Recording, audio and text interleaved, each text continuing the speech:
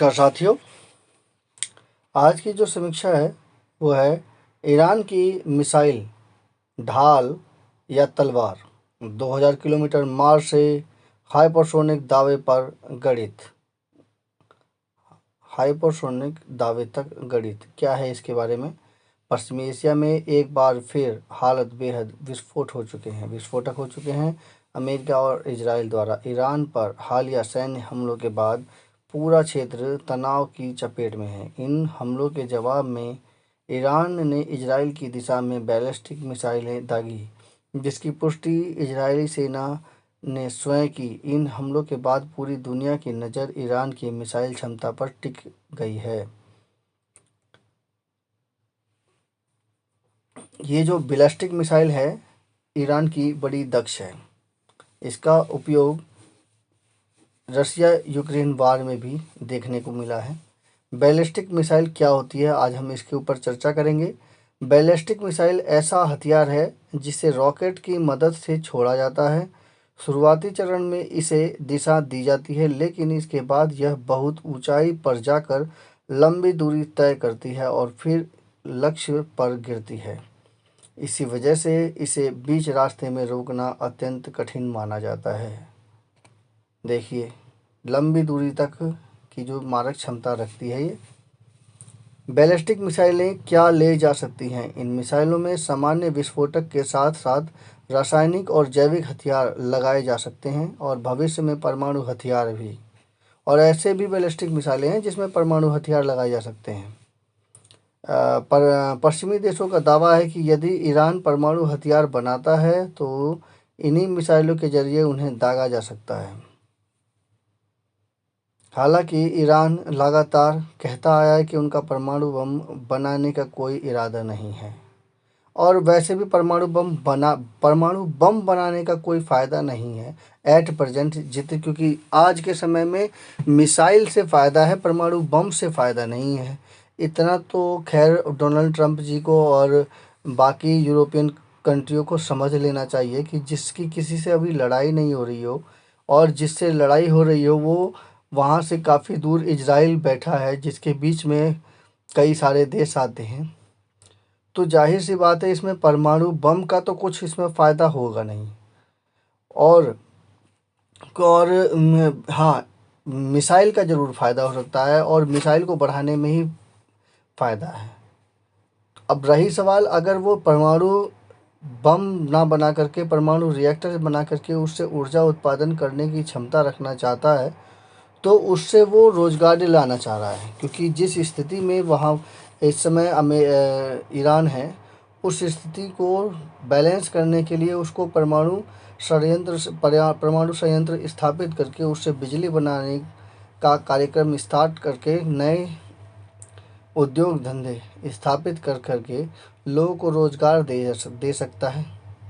तो ये महत्वपूर्ण है कि पश्चिमी देश और अमेरिका ईरान पर क्या आरोप लगा रहे हैं। देखने वाली बात यह है कि परमाणु बम का कुछ फ़ायदा नहीं है। जो हल्ला मचा रहे हैं कि परमाणु बम का कुछ फ़ायदा नहीं है। ऐसे में मिसाइल का ज़रूर फ़ायदा है और मिसाइल ही युद्ध में ज़्यादा सफल हो सकती हैं। परमाणु बम की तो कहानी ये है कि वो जैसे समझ लो आत्महत्या करना, हम मरे तो तुम भी मरो, वो वाली कंडीशन हो जाती है परमाणु बम की। आप सेकेंड वर्ल्ड वार में देख ही लिया होगा कि जब परमाणु बम को डाला गया था हिरोशिमा और नागासाकी पर, तो जब डालने के बाद काफ़ी तेज़ी से वो लोग भागे थे, जिसकी वजह से वो बच गए थे उस क्लाउड यानी उस तूफ़ान में से।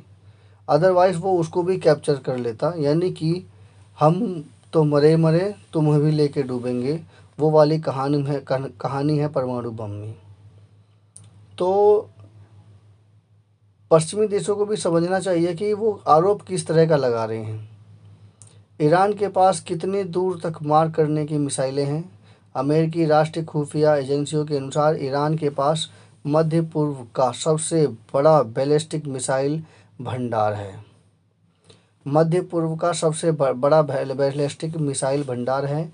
ईरान ने खुद अपनी मिसाइलों की अधिकतम मारक दूरी लगभग 2000 किलोमीटर तय कर रखी है।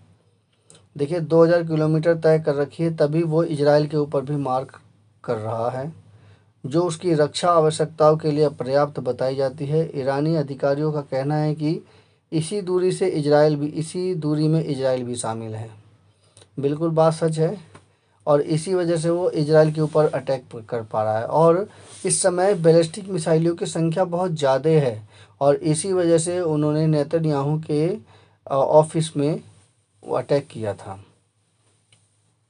तो इस प्रकार से जो पश्चिमी जगत है वो किस प्रकार का आरोप लगा रहा है, इस बात को भी सोचना चाहिए, क्योंकि कहीं न कहीं धीरे धीरे जब खुलती है, तो उससे जब दूसरे देश इसे या पब्लिक उसे एडॉप्ट करती है या समझती है, तो उस पर असर पड़ता है जनता के ऊपर कि आखिर इसके पीछे का मकसद क्या है। जब परमाणु बम हो तो उससे तो एक आत्महत्या जैसी सिचुएशन बन जाएगी, तो उस परमाणु बम का करेंगे क्या। और रही सवाल मिसाइल की, तो बैलिस्टिक मिसाइलों की संख्या तो ऑलरेडी उसके पास बहुत ज़्यादा है, तो फिर वो अटैक किस वजह से किया गया। तो हाँ, कुछ तो इंटरनल कारण हो गई, वो उभर कर के अभी आया नहीं है।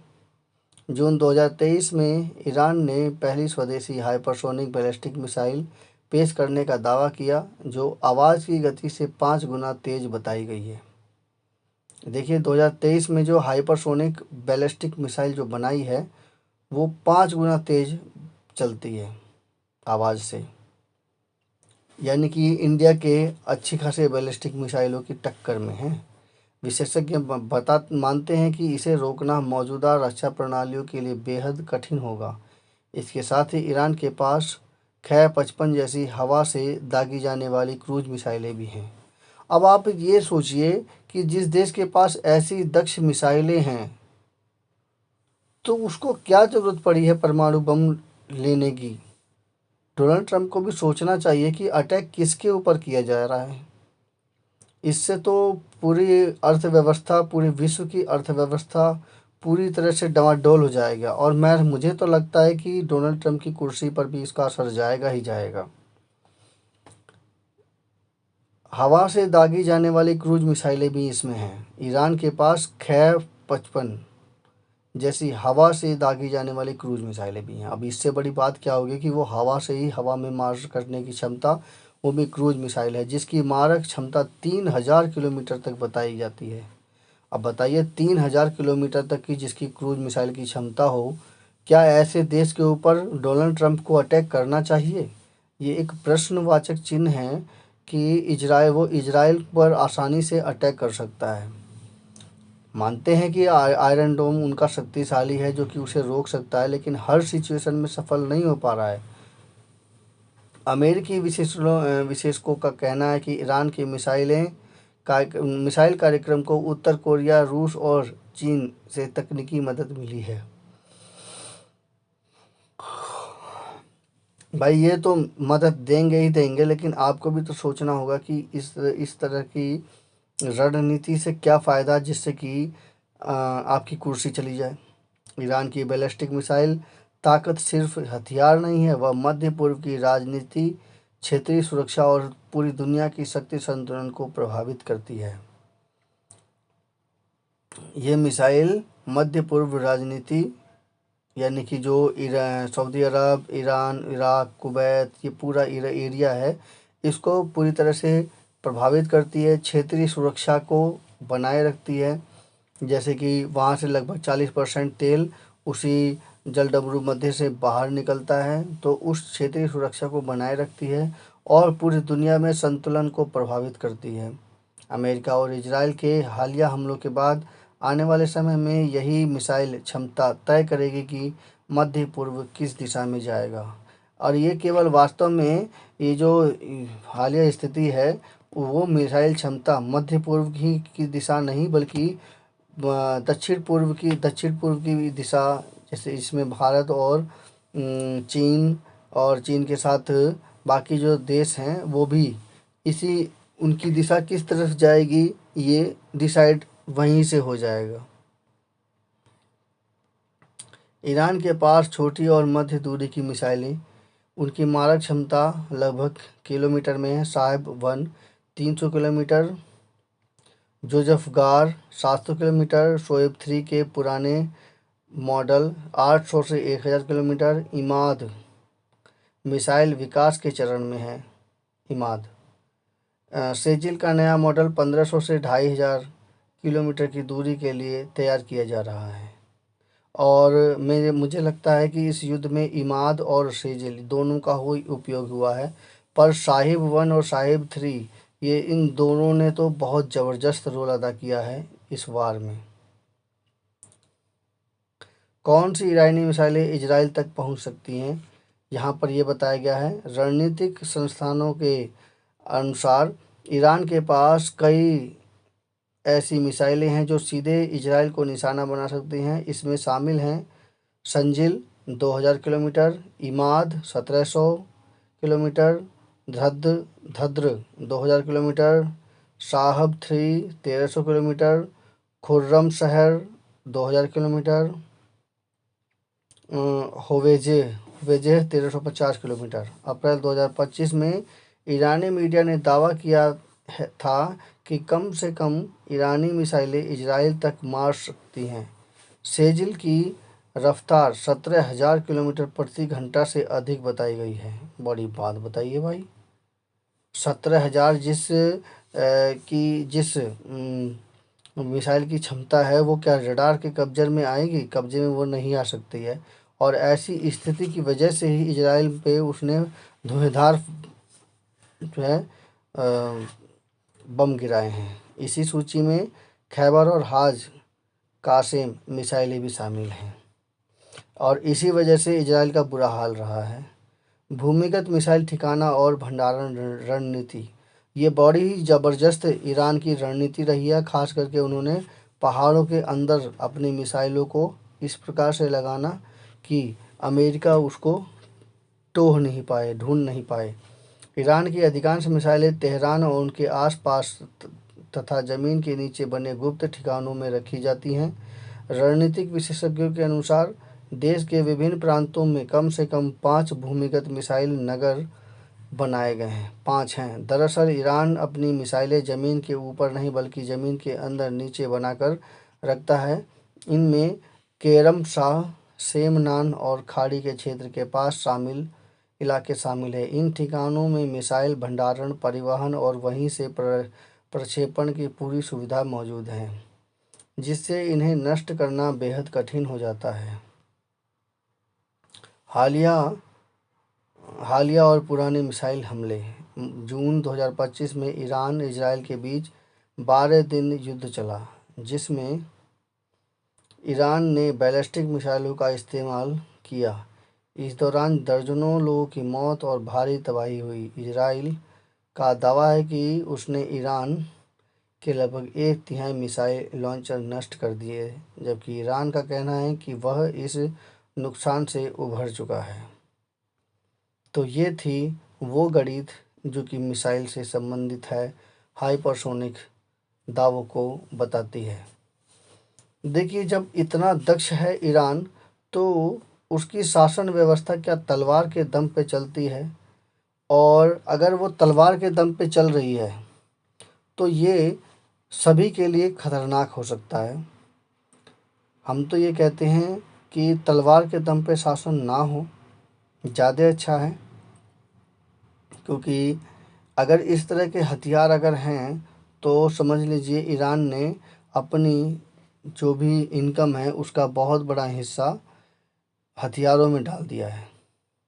और आप देखिए कि जितने भी अलग हुए देश हैं जो कि अमेरिका के पीछे लगू नहीं हैं, जिसमें ईरान, रूस, कोरिया, ये सब हैं,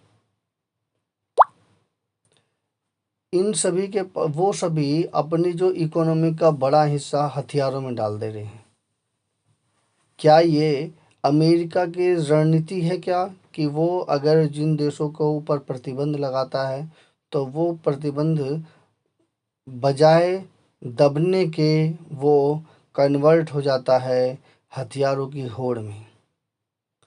ऐसा नहीं है कि वो इन्हीं हथियारों की होड़ ना हो। इन्हीं हथियारों की होड़ को देखते हुए भी चीन, जो कि दूसरी अर्थव्यवस्था है, इन्हीं हथियारों को और ऐसी सूझबूझ को देखते हुए ही उसने अपने अपने आप को सैनिक रूप में, यानी कि सेना को मजबूत करने में बहुत बड़ा रोल अदा किया है, बहुत शक्तिशाली बनाया है अपनी सेना को। तो ये वो महत्वपूर्ण पहलू है जिससे कि पूरी दुनिया प्रभावित होती है, पूरी दुनिया के इकोसिस्टम पर इफ़ेक्ट डलता है, और उसी की वजह से पूरी दुनिया में लड़ाई झगड़े भी होते हैं, स्टॉक मार्केट में उतार उतार चढ़ाव तक होता है। परंतु महत्वपूर्ण बात यह है कि वो अपनी जनता को किस प्रकार से रखती हैं। जी हाँ, सत्ताएं आती हैं चली जाती हैं, दूसरे लोग आते हैं चले जाते हैं, पर जनता उन्हीं राजा का नाम लेती है जिसका शासन अच्छा हो। अगर आप शासन केवल हथियार के दम पे करना चाहते हैं, जैसा कि कई क्रूर राजाओं में मिलता था पहले भी, तो उसका कहीं न कहीं उसका पलटवार, उसका कहीं न कहीं असर पड़ेगा ही पड़ेगा। तो शासन को किस तरह से चलाना है, ये अलग-अलग देश की अलग-अलग अर्थव्यवस्थाएं हैं। उसको समझने के लिए बहुत समय लगेगा, क्योंकि अराजकता और व्यापार दो अलग-अलग चीज़ें हैं। अगर आपके देश में अराजकता है तो उसकी वजह से व्यापार पूरी तरह से प्रभावित रहेगा। व्यापार में दक्षता है तो उसकी वजह से अराजकता को कंट्रोल किया जा सकता है। तो ये वो पॉइंट हैं जिसकी वजह से मिसाइलें जो कि ईरान के पास हैं, वो एक नया मोड़ ला देती हैं पूरी अर्थव्यवस्था में। परंतु सही ही है एक बार को देखा जाए तो, जनता के लिहाज से, कि जनता उससे त्रस्त है, उसके शासन से त्रस्त है। और हो भी क्यों नहीं, जब व्यापार बिल्कुल ख़त्म ही है, दूसरे देश अब ईरान से बिल्कुल व्यापार कर ही नहीं रहे हैं, जिसकी वजह से उसकी अर्थव्यवस्था बिल्कुल कट जा रही है। तो ऐसी स्थिति में कई बार तो ऐसा लगता है, जिस तरह से उसने 8-9 देशों के ऊपर अटैक किए थे, उस तरह से उसने, ऐसा लगता है कि जैसे वो आत्महत्या कर रहा हो, ईरान अपनी आत्महत्या अपने हाथों से कर रहा हो, ऐसा लगता है। तो ये वो पॉइंट है जो कि बहुत ही महत्वपूर्ण है। मेरी समीक्षा कैसी लगी कृपया कमेंट कीजिए, मेरे चैनल को सब्सक्राइब कीजिए। धन्यवाद।